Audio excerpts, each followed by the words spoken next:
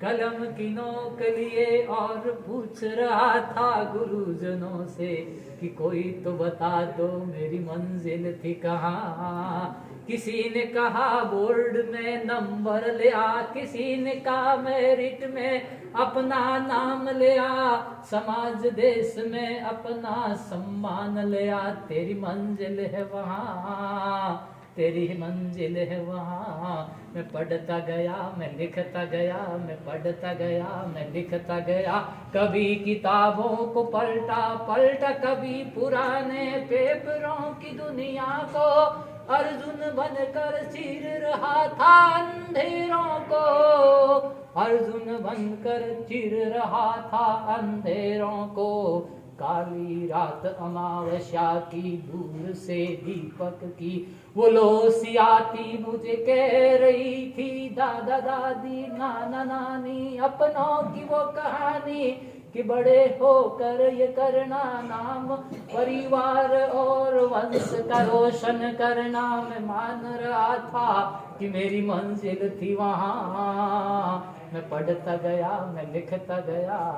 फिर क्या होता है, ऐसी अलग अलग मंजिलें प्राप्त कर लेते हैं। मैं वो पैरा नहीं बताऊं, कोई टीचर बनता है, कोई डॉक्टर बनता है, कोई इंजीनियर बनता है, फिर कहते हैं समाज का काम करो, ये अलग पैरा है। लेकिन लास्ट पैरा जरूर समझना जिंदगी का सरला कि एक दिन मैं दफन था कफन में, चार कंधों के हवाले पूछ रहा था कफन और उन कंधों वालों से, अरे तुम तो बता दो मेरी मंजिल थी कहाँ, मेरी मंजिल थी कहाँ।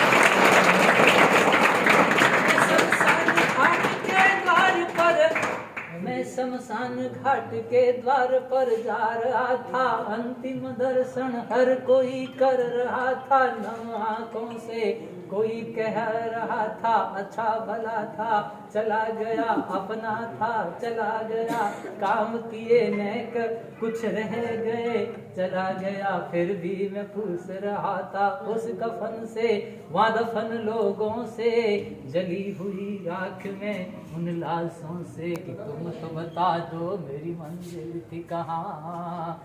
चारों ओर सन्नाटा था, किसी का कोई जवाब नहीं था, रुद्र गला नम आंखों से हर कोई वहां शांत था।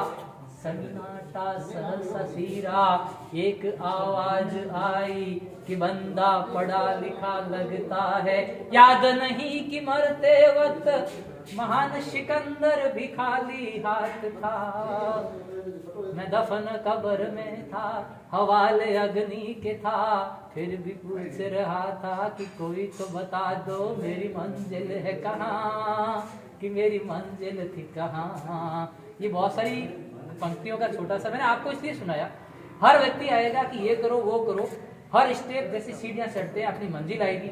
आपको रुकना नहीं है, तय करना है किस तरफ जाना है। छोटी छोटी बातें हैं जो मैं बता देता हूँ। मोबाइल उपयोग करिए, लेकिन डाटा का इस्तेमाल रात को 9 बजे से सुबह 9 बजे तक बंद कर दीजिए, चाहे आप किसी भी कंपटीशन की तैयारी कर रहे हो या ऑनलाइन की क्लास ले रहे हो। दूसरी बात, मेरा एक 21 क्वेश्चन का पेपर है, ग्रुप में मैंने डाला है विद्यार्थियों के लिए, वो सर प्रिंट निकाल के आपको दे देंगे। उसको आप आंसर पुटअप करना ईमानदारी से, उसमें सभी बातें लिखी हुई है कि क्या काम किए। रही बात आप पढ़ रहे हो तो पढ़ने के तरीके क्या है, ईमानदारी से पढ़ो, किसी और के लिए नहीं, खुद के लिए पढ़ो। पढ़ो इसलिए कि आपको हिंदी अच्छी पढ़ करके बोलना सीखना है, या वहां की बातों से जीवन में सीखना है, इतिहास से सीखना है, क्या कुछ करना है क्या नहीं करना है।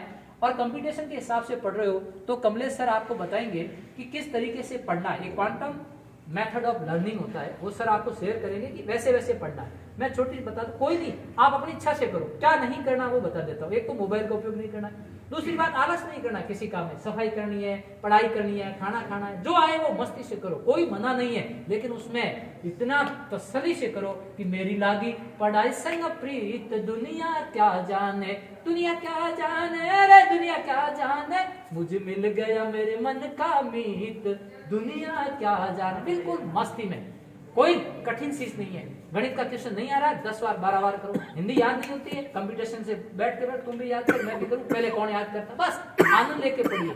दुनिया के अंदर कोई चीज असंभव नहीं है। कमलेश सर का एक स्टूडेंट 9th में 2 बार फेल हो जाता है।